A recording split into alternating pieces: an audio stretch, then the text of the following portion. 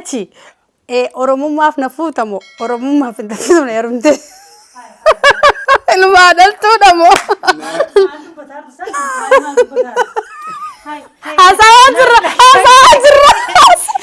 Asawa jirra obboleetti dhaabbadume koo gattaa'e tas gabbaa'e gattaa'e asawa jirra dhimma oromoo asawa jirra gattaa'e mee abbaa mana keessatti koo achirra kunoo achirra bar haasaa warra jirra bareeddu maal taate egaa tumeera jaarsa kana maaliif hin heerumneen jedheen si galee heerumii ijoolleen jiran si galee ijoollee baay'ee jiran atun beektaa yoonni kan ammati ijoolleedhaaf dubbatte moo ofiif dubbatatte mee amma ijoollee ta'ee heerumii ijoollee si galee akkanan jedhame akkanan jedhame anam ati yaani kan kee maani an dhimma heerumaa kana keessa galan jiru kan dhimma qabsoorraa kaaseetu inni osoo waamu dhimma oromoo kana haasawaa jirru garana dhufeetu heerumtee daa'ima dhaluu qabdaa dhaluu qabda yookaan dhaluu qabdaa maaliif hin heerumne nan jechaa jira.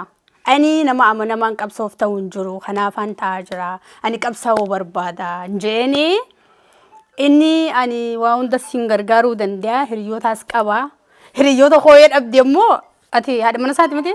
Ana mana isaati ana ijoollee qaba ana warra isaati nama gabaayee jiniin jiraateedha.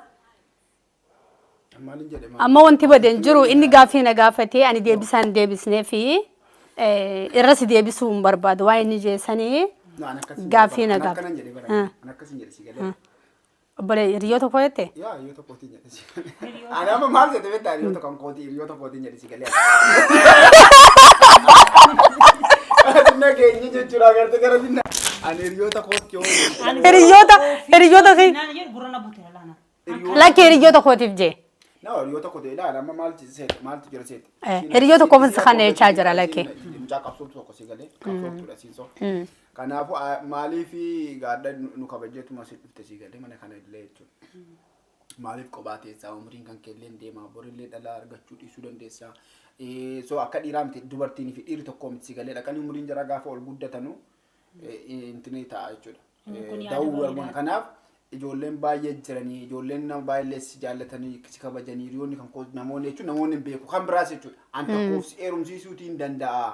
Jechaa jira malee waa'ee biraa. Kan hin dhagee sajichaas dhageera ofii kootii sani jedhus dhageera. Ammatu. Ahaa ati wanni kana dhageesseefi ani isiin dhalaadha mana kana dhuftee jirti arra jettee gurri kee waan sitti haasawaa jiruuf gara fudhattee malee inni hiriyoota koofiin si mariisisaa si kannaa akkam jetta jechaa jira.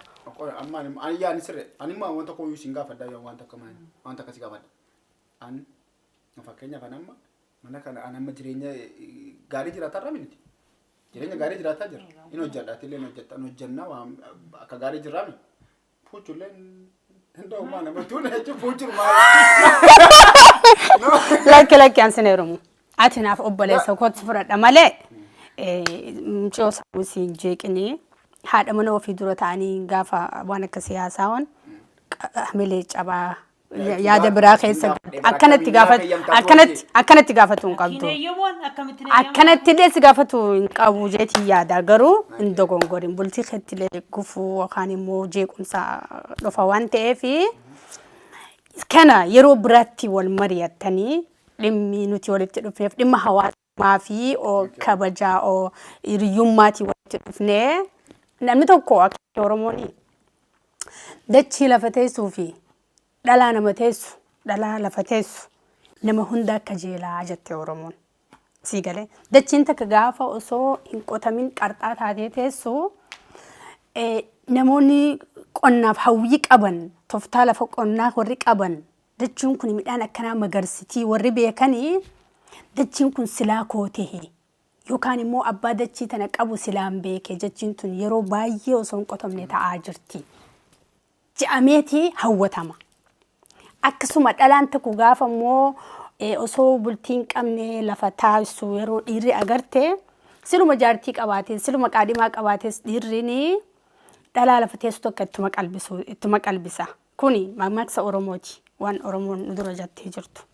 Waan kana ta'ee fi osuma haasofnu dhimma kana keessa dhimma waa'ee bultii fi jaalalaa fi heerumaa kana keessa seenne si galee. Kanaafu wanti ati sirraa ati baafte osoo hin taane waan mas dura jiru. kan ati haasawaa jirtu jechuudha. Kanarrattis ani badii qabda siin jechuu hin danda'u, kan na gaafachuu hin dandeessu maaliif na gaafattaas siin jechuu hin danda'u. Na gaafachuun mirga keetii ayileen itti yaadee waan sila deebisaa ta'uu danda'u. Deebisuun anaa fi yeroo biraatti naa qabi deebisaa isaa. Akka jetti ammas Oromoon harmallaa du'an geessanii tasii keessa boochii jaan.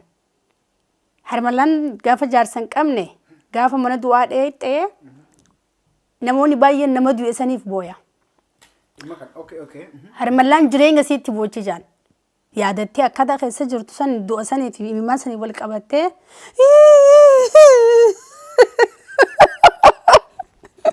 jettee boochii jaanii. Anilleen nama lafa taa'u jiru waan hunda keessa haasawate. Yeroo biraatti deebina ani kan sirriitti waan wal dubbannullee jira hin dubbanna deebina jechuudha. Ani dhimma kanarraallee sirriidhumatti waan dubbannu walumaa galayyuu itti fufna waan dubbannu immoo hin dubbanna. Ammaadha mana keenya jeeqanii bareeddu wanni dubbanna hin jirtu. Unoo dhimmuma hawaasaa haasawannaa boodallee kanuma kan dubbannu. Kanuma jedhee siidhaan illee kan yaa guyyaa biraatti deebiin amma fixattanii wayyuu